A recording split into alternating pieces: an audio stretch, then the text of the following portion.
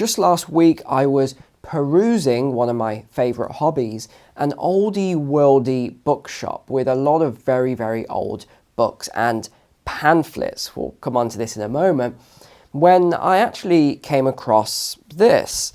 This is a pamphlet written in January of 1981. And although I've covered this nuclear situation multiple times on the channel with different videos, I still keep getting asked over and over again by viewers about the nuclear sort of situation, because it seems as though that is the biggest fear on a lot of people's mind right now, that we might go into some sort of a nuclear war. And although I've sort of talked through it a number of times and I've explained that personally I don't think it's something for most of you to worry about, I thought today, because of the new launch of this UK alert system, which begins this Sunday, and that's at 3 p.m. So just don't be driving or doing, don't operate a chainsaw at the time, let's just say that. So this Sunday, 3 p.m, you're going to see this new alert system come into effect. And it's quite interesting, actually, this new alert system. If you're American watching, you've had it for a long time, but the UK hasn't had this. However, they've been sort of branding it as a new thing, but I think it's really to do more with something like a war or an exchange or something like that. But actually, this isn't a new thing. They actually piloted this a long, long time ago. And it was 2018, 2019 when they wanted to introduce it due to the what they call increased threat of Russia and China. Now, if you start digging into that more, I think we knew, and I say we loosely, we knew that there was going to be some sort of conflict anyway. It's inevitable. In every one of these fourth turning cycles, we go into a military conflict, especially if you're about to enter something like a Greater Depression, or at least a very severe recession that might last 8 to 10 years, for example. It's usually followed by a war cycle. So the fact that we're learning that this alert system isn't a new thing and it isn't really around Russia now and everything we're seeing, and that this was been planned for a long time, it kind of makes you think a little more about the whole situation. Now, the other thing I found interesting about this book, which cost me £1, that's all it cost, was that when I actually read through this, I thought it was quite fascinating as to how they used to write these preparedness pamphlets and things like that. It was obviously that they had the best thinkers on things like this, because I thought to myself, if I were going to write a pamphlet on how to survive nuclear war, I would have written this exact pamphlet. I mean, I don't think there's anything in here that I would have changed. And what's interesting is you look at, and this is what makes me laugh about this situation, you look at that video I sort of critiqued on the New York City nuclear threat video warning that they put out, which I just said was an absolute joke. It's so terrible and the information is so incorrect and bad that you won't survive that anyway. Well, actually, and I want to show you a really interesting interactive map in a moment, just to make this video a little more interesting and not scary for a lot of people, because what I've discovered has actually educated me somewhat today, and I want to show you as well, because what I was told was if we have some sort of a nuclear exchange or these sort of weapons are dropped, that we're all going to die anyway, so there's no point worrying about it. But actually, having looked into it and researched it a lot more, that's just not the case. Now, let me be honest, and this is why I keep talking about cities, and I say, if you can get out of the big cities anyway, because as we go into this final cycle, stage 7 cycle, as it were, this is different from your stage 4 of the fourth turning cycle. This is the sort of 1 to 7 stages of a civilization collapse. When you go into a stage 7 anyway, this is where you start to see all the same patterns all over again. A lot of stuff we're seeing right now, we're starting to see all of these patterns. And that's what leads to me saying, if you can get out of the cities as we go forward, because the way it's looking at the moment, the cities are not a place that I would want to be, let's just say that. But the point of me saying that is that if there was some sort of a nuclear exchange, and you look at the models and the exercises that the different militaries and countries have done, it's very interesting, it's fascinating, because it's the main metro areas that get hit first. If you're in the UK, that's London. If you're in the USA, that's Washington, D.C., New York, Los Angeles, etc. These are the areas that are going to get hit the hardest, and the chance of survival in these areas is pretty much zero unless you're outside the blast zone. But even then, you've got the fallout zone. You see, this is some of the stuff that I didn't really understand before, based on the weight of the actual explosion, how many megatons, and all the other supersonic and all the other things associated with these sort of weapons. But actually, I want to give you some confidence today, which is what looking at these maps and this book and a few other things has showed me, is that actually this is survivable if we did go into, and again, I'm hoping we don't. I'm not saying that I think this is going to happen. Obviously, I hope and pray that something like this never happens, and I do think it's not likely to happen, because this would just be complete suicide for everyone involved. If you've seen any of the plans that I have, well, as soon as one country launches, the other country launches as well. So this is why I keep saying what I think is most likely is that certain countries will use tactical nukes on the battlefield, as opposed to sending nukes across to a certain country and just trying to destroy the whole country. But even if that did happen, the positive news with it is that if you live rurally, your chance of survival is actually exceptionally high, especially if you have some sort of a safe area. And what I mean by that is, and this book is really good, it talks about how easy it is to just build one of these in your house or a basement. Again, it says if you're in a block of flats or apartments, well, you're basically screwed. But if you're not in a block of apartments, it's really useful, because it tells you how you can actually make this fallout shelter in your house very, very easily.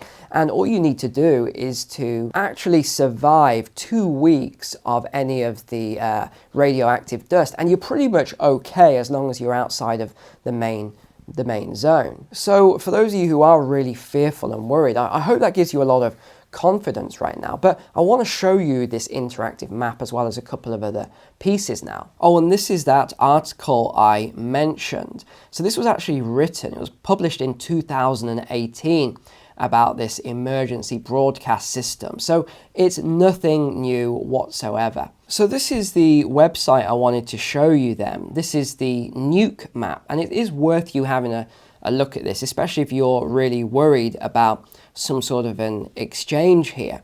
So this is the United Kingdom, and as many of you know, I live, or actually some of you don't know, you ask all the time, where I live. I live on this very small island here called the Isle of Man, which, yes, is a separate country to the United Kingdom, even though it sits right in the middle of the United Kingdom. But I wanted to know, well, what would happen, for example, if let's say 1 megaton was dropped on the Isle of Man?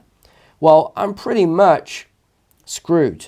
Let's just say that. Let's just say it was dropped on the main town here, or right in the middle. Well, I'm pretty much screwed if that were me. But at the same time, I just don't see that actually happening to the Isle of Man. There is no reason I could see anyone wanting to drop a nuke on the Isle of Man. So let's say instead that we said London, for example. Well, again, if you look at this and you see the map here, if you live outside of London, then your risk level is going to be very low if this ever happened. And we can look at other places as well. Let's just say take Washington DC, for example. And again, I'm using a 1 megaton. They do get bigger than this, but at the same time they get a lot smaller than this.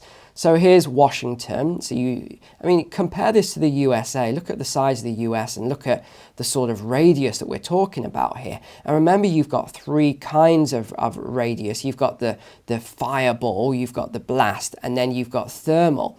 And again, I should probably add that we've got fallout as well. So that's your dust and stuff like that. But I just want to show that it's not as many people think it would be. So a lot of people think that if this happened, that you would see, this bomb just take out the whole of the USA or something, the way some people are talking. So I'm just really trying to give context to actually what would happen here. Now, we've also got this other site you can try out, and this is Los Angeles, for example. This shows you what would happen in Los Angeles. So again, it's not quite as people make out or think about when they think about this exchange. Now, I mean, how close are we to an exchange anyway? That's the other thing.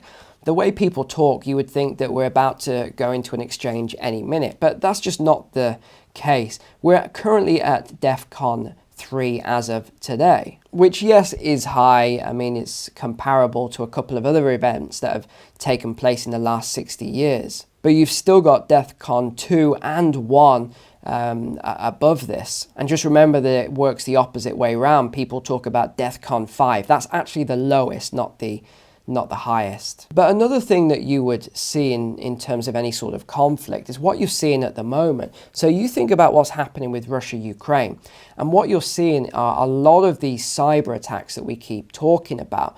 So, I mean, again, I don't know if these statistics are correct. You have no idea.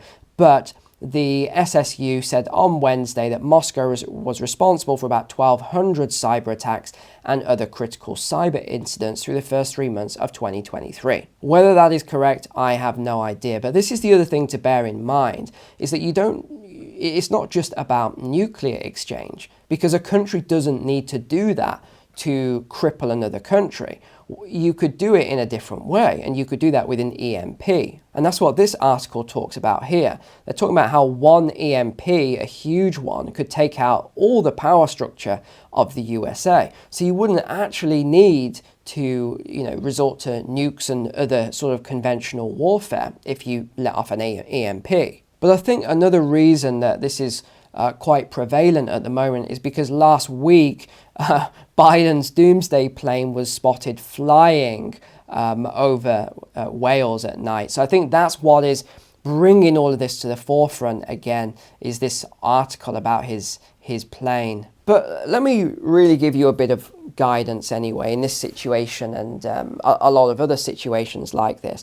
Firstly, as I've said a lot of times, you really need to be prepared for some worst case scenarios as we go into this current cycle, because it doesn't matter how you look at it, from a fourth turning cycle, from a 7-stage cycle, we are in the end cycle stages at the moment. Now, that doesn't mean we're going to have a complete collapse of civilization and go back to the Stone Age or anything like that, because I don't think that is most likely. What I think is that we're going to have some sort of conflict, and I'm not saying it's going to happen this year, but I think most likely this decade. And that doesn't have to be mainly conventional warfare.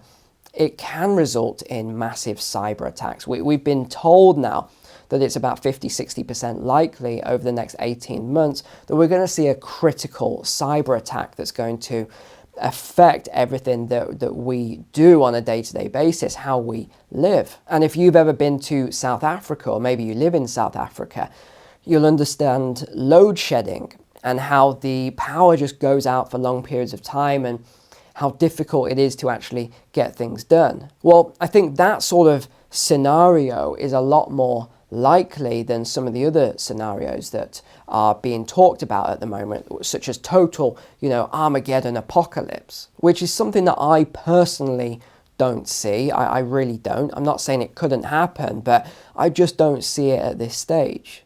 Let's just look at a couple of warning signs that could come about if something like this was going to happen. So what would you notice right away?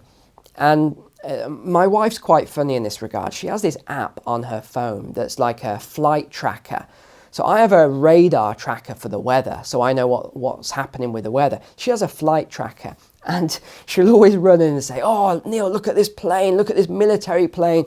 It's flown around 4 times. What's it doing? It tried to land and then it did this," and all this other stuff. And a lot of times I'll say, I have absolutely no idea why there's jets and why there's these, C-130s or whatever flying around. It's a bit unusual. But actually, if you live near a military base and you have these trackers, because I know some of you like this sort of stuff, you'll probably notice a large increase in activity. That's a sort of telltale sign for anything that is starting to kick off. You'll see a huge amount of increased air traffic. And it won't just be military. You'll see probably military first, because if something is about to happen, what you'll see is main politicians will start to get out the country. You'll then see the super rich, elite rich starting to get on their private jets and getting out the country. You'll be seeing the military mobilize. You'll be seeing private yachts all leaving the ports and all that sort of stuff. So there will be some telltale signs that you'll notice if we are going into some sort of conflict. But let me just say, for all the people that keep saying if there's you live in New York or a big city, if there's going to be nukes, oh, you'll get in your car and you'll drive away and all this, that will just never happen. You've basically got between 4 and 20 minutes. So it's never going to happen in terms of escape. So your best bet is to hunker down or have some sort of room or have some supplies or something like that prepared. And all this, advice that you're seeing at the moment about making sure you got your smartphone and a tablet and it's fully charged and then you can watch the advice videos on your phone and all this, that's not going to happen, because even if it was, say, an EMP or something similar, cyber attack, the grid's going to be down. You're probably going to have no electricity, no running water, no internet, and your devices aren't going to work. So that's why I said it's quite interesting that I found this pamphlet, actually, because that is what I like to get a hold of, is physical books and physical pamphlets like this. But overall, I'm not sort of making this video today to scare you in any way. I'm just making it because I keep seeing these comments all the time and people keep asking me these questions on how likely is it, what stage are we on the cycle, what should you do if it happens, etc. The bottom line is the advice I keep giving. If you're living in the city and you don't need to live in the city, get out of the city. You're not a tree. You're not rooted in the ground. You can always move back to the city in a few years' time if we don't go through all these crazy things that I think we're going to go through, like a very deep recession, if not a depression. That's a place that you don't want to be in a big city. What if there's warfare? You don't want to be in the big city. This is where it's targeted. What if there's food shortages or water shortages or all sorts of other major events? Again, you don't want to be in the big city. You want to have a homestead, or you want to be more rural. And look, I get that not everyone can do it. I do. But this is the question that I get asked all the time. What should you do if you can? And that is my answer. So I know that wasn't more of a finance video today, but it does sit within the realm of economics, which is why I've kind of produced this today. And I thought, let's just get this out the way since I get asked it so often. So thank you for watching. Take care. God bless. I will see you tomorrow.